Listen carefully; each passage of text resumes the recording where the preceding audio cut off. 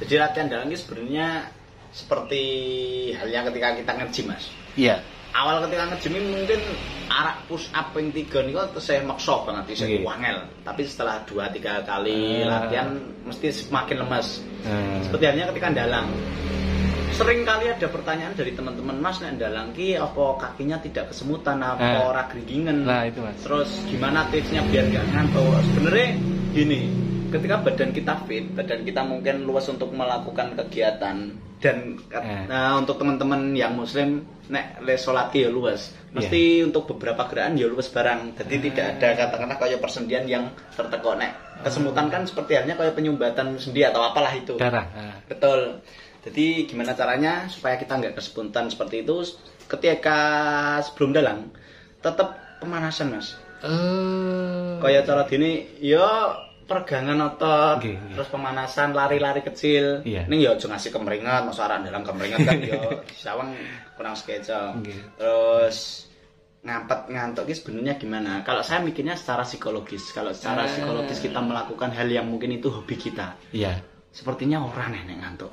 Seneng. Ya betul. Ketika kita menyukai sesuatu, sepertinya tidak ada titik bosan. Seperti hanya seorang pelukis. Seorang pelukis ketika dia mungkin memiliki me time atau waktu yang sangat mood ketika dia melukis, ketika malam hari, tekan subuh, tekan esok, dia tidak akan ngantuk. Mergane waktu-waktu yang rawan seperti itu, waktu yang dimana orang-orang pada tidur adalah waktu ketika orang-orang tersebut mendapatkan ide. Kadang kalau kan sering kita mendengar bahasanya wong lanang ki nek do wedangan tekan esuk sing dibahas apa to? Ketika sore hari mungkin bahasane isih nyeleneh-nyeleneh biasa. Tapi ketika sudah beranjak malam hari pembahasannya wis dhuwur-dhuwur. Bahas nabi-nabi, bahasan sing wah nyandakkan ngendi-ngendi. Jadi saya mikirnya tetap secara biologis dan secara psikologis gitu. Terus ya intinya ketika kita melakukan suatu hal yang kita sukai pasti kita nikmat untuk menjalaninya. Jadi seperti halnya gini, banyak teman-teman yang menanyakan, Mas, kalau aku ingin belajar dalang sebaiknya berawal dari mana? Berawal dari rasa cinta dulu. Cinta dulu. Betul. Cinta. Ketika kita penasaran kan berarti ada sesuatu yang mau kita pelajari. Dan ketika kita mempelajari mesti tetap ada distraksi, kita akan menyukai sesuatu hal. Ketika kita suka, soalnya dene niate ora arek ngapalke, tapi secara tidak langsung kita hafal. Dan itu yang saya rasakan dulu di dunia pedalangan. Saya yakin tidak ada sama sekali niat untuk menghafalkan tokoh wayang, suara wayang, cerita wayang. Tapi sekalinya nonton, terus sekalinya ngrungokke tokoh wayang iki nyuwara, iki sudah melekat. Mergane apa? Seneng. Dan ketika seneng iki seperti halnya kita menonton film. Satu kali kita nonton langsung hafal ceritanya, langsung hafal beberapa adegan yang melekat. Lagu juga ya? Lagu yuk. Gitu. Seneng lagu ya dulu? Seperti itu ya? Betul. Makanya kalau lagu kan 1-2 kali kita nyetel lagunya langsung teringat nada-nadanya gitu Mas. Seperti halnya nonton wayang, seperti halnya kita mempelajari wayang. Kadang kalau gini nyuwun sewu, ketika kita mungkin pengen belajar dalang ning kaya ya cara dene maksa-maksa kayak gini. Mungkin bukan pawitan, nyuwun sewu nggih. Bukan pawitan tresna wayang. Ning mikir bahasane ketika dadi dalang mesti entuk bayaran segini. Nyuwun sewu, mungkin akan sedikit menghambat dalam artian belajar dalang mergo pawitane maksud yang lain. Ekspektasinya udah ke ke materi mungkin ya. Betul. Dan nek belajar wayang, belajar dalang ki jangan hanya belajar prakteknya saja. Neng detail prakteknya adalah kowe nek ndelehke wayang sak-sake atau ora. Kowe nek sombong nyimpen wayang ki rapi atau tidak. Kowe nek nyimpen wayangnya teng tlekuk gur waton tok tlekuk ora tok pernah ke atau gimana. Gitu ya. Jadi jangan hanya belajar wayangnya saja tapi belajar cara ngrumate, cara nyerateni gitu. Jadi jan kudu telaten sih Mas ketika jadi dalang. Kita yo belajar gamel, yo belajar sastra, belajar cerita, belajar karakter, belajar peran. Belajar seni rupa juga karena kita juga tahu beberapa jenis tatahan, sunggungan dan masih banyak lagi. Jadi multikultural lah ketika kita belajar tentang seni pedalangan gitu. Dan itu yo maksudnya nggak kerasa pipis ke belakang itu. Itu secaranya gimana Mas? Nah, kalau itu saya mikirnya gini. Dalang ki kan tetap melakukan segala sesuatu ketika sebelum dalang kan tetap wonten watesipun. Seperti halnya ketika mimik ya aja okeh-okeh, ketika mam ya aja kokean. Dan fungsi dari kejawen yang digunakan adalah kamus yang untuk sabuk itu. Kan gue ngatur perut. Jadi nek kowe mangan koken ya berarti sesek weteng gitu. Jadi dan yang berikutnya adalah kok iso ngampet pipis. Itu sebenarnya nek do takon Mas lha nek le dalang ning area sing adem nang Kaliurang apa ning Wonosobo ngono kae lha nek kademen apa kowe ora ngrasa pipis ora besaran? Ya tidak. Karena di bawah bencong itu panas, Bro. Panas banget ya? Betul. Jadi keringat. Nah, yang keluar keringat. Ekskresinya melalui kulit berupa keringat. Dan minumnya nggak mungkin dong seorang dalang minumnya es. Pasti jeruk anget. Yang buatan jeruk anget ya wedang lah. Gitu. Jadi secara psikologis sih bisa dijelaskan.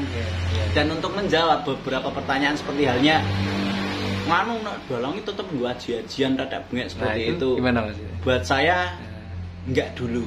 Saya mending menggunakan pikiran yang rasional saja. Ketika kalian menggunakan pikiran yang seperti itu, monggo, saya tetap menghormati. Yang pasti kita melakukan segala sesuatu mending yang bisa dipertanggungjawabkan. Soalnya bagi saya gini Mas, ketika saya menjawab segala sesuatu dengan mitos, dengan mistis, ketika tidak bisa dipertanggungjawabkan gimana? Mending menjelaskan segala sesuatu yang bisa dipertanggungjawabkan saja.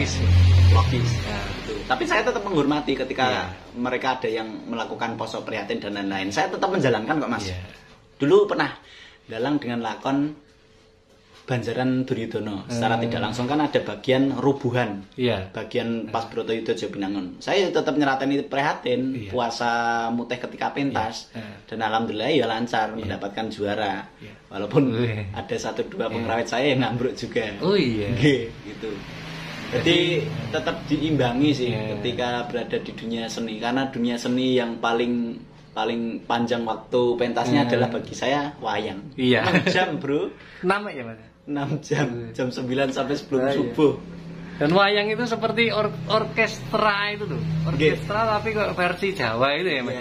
Itu kan tidak hanya 1-2 musik tapi beberapa elemen musik. Nah, seperti mengkombinasikan beberapa alat musik dadu satu padu suara yang sangat indah, lantunan satu suara yang sangat indah. Padahal di situ ya yang sing perkusi, terus yang sing gesek barang, terus yang sing petik. Dan masih banyak lagi. Dan bisa jadi kombinasi musik yang sangat indah untuk dinikmati. Dan saya juga kadang kalau gini Mas, gemes ketika jujur saya juga masuk di dunia film, neng saya juga agak gatel. Sering lihat filmnya Mas Gilang juga saya. Alhamdulillah. Matur nuwun. Di YouTube. Pesan juga ya buat teman-teman. Atau mbok menawa ada teman-teman film yang sering berkecimpung di dunia film. Seringkali gini, lebihlah selektif untuk membuat katakanlah cerita atau skrip film. Katakanlah gini, jangan sampai film itu membuat pengaruh besar bagi masyarakat Indonesia. Karena masyarakat Indonesia itu adalah warga plus 62. Warga yang seringkali ketika mendapatkan informasi ini langsung dicerna tanpa disaring sama sekali. Langsung dicerna, langsung di-sharing tanpa ada yang katanya saring. Itu yang paling berbahaya. Makanya gimana caranya kita untuk bisa mengedukasi masyarakat lewat film. Dan film itu kan sangat berperan besar, Mas. Betul. Yang pertama, jangan sampai ada yang namanya desakralisasi budaya dan desakralisasi agama. Desakralisasi ya. Jadi menyakralkan atau memistiskan gitu kan? Betul. Jangan sampai seperti itu. Jangan sampai saya dengar, "Mas, aku wedi nek ngrungokke tembang Lingsir Wengi. Mas, aku wedi nek ngrungokke gamelan. Latihan gamel Mas, soalnya gamel ki mistis, soalnya gamel ki sakral." Sakral dari mana? Ya kita tetap menghormati gamelan ning. Itu salah satu budaya kita. Aku wedi sajen Mas. Loh, sajen ki wedine apa sing kudu diwedeni? Ya sing penting kowe menghormati ketika orang menggunakan sajen. Soalnya sajen itu tidak ada hubungannya ketika kita munjung demit, munjung apa, enggak. Karena sajen kan berasal dari kata sajian. Kita menyajikan rasa syukur kita kepada Gusti. Gitu. Terus saya lihat di videonya Mas bilang dulu kan tentang itu ya nih. Tentang Paduka itu ternyata tidak secara tapi secara ilmiahnya ya. Pengusir apa ya? Pengusir hujan. Jadi secara tidak langsung kan dupa itu seringkali asapnya kan lebih kumelun, makanya nek ten suluk niku enten kuku sing dupa kumelun. Karena secara perspektifnya asap dupa ki tidak nyebar, tapi cenderung ke atas.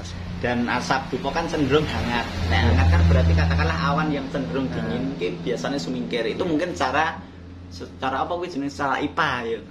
Itu secara IPA. Tapi mungkin kalau nek cara dene kanca-kanca yang lain ini awan ki eneng sing menggembalakan seperti halnya kambing yang digembalakan seperti itu. Jadi suatu hal yang ada di Jawa yang kalian anggap sakral, yang kalian anggap mistis, yang kalian anggap itu gaib, itu bisa dijelaskan secara multifungsional juga. Seperti halnya gugon Tuhan. Seringkali kita dengar ojo mangan neng lawang, mergane nek lawang kan nggo liwat. Ojo ngetoki kuku wengi-wengi. Betul, etika sopan santun. Nggih. Ya, jadi ini di apa? Ini mendapat pencerahan dari Mas Gilang ya, apa meluruskan ya. Betul. Memang dunia-dunia seperti wayang itu tidak dibuat sakral. Nah, supaya asik itu aja lah ya. Supaya asik ya. Sekali.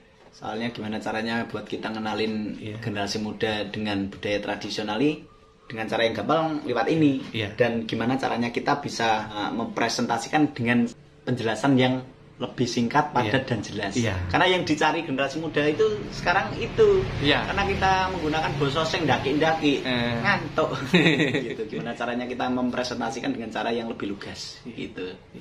Baik, terima kasih Mas Gilang untuk waktu dan tempatnya. Sukses selalu. Amin. Ya, semoga semakin diberkahi. Amin. Gusti. Salam rahayu, salam budaya. Lestari budayaku. Amin. Siap.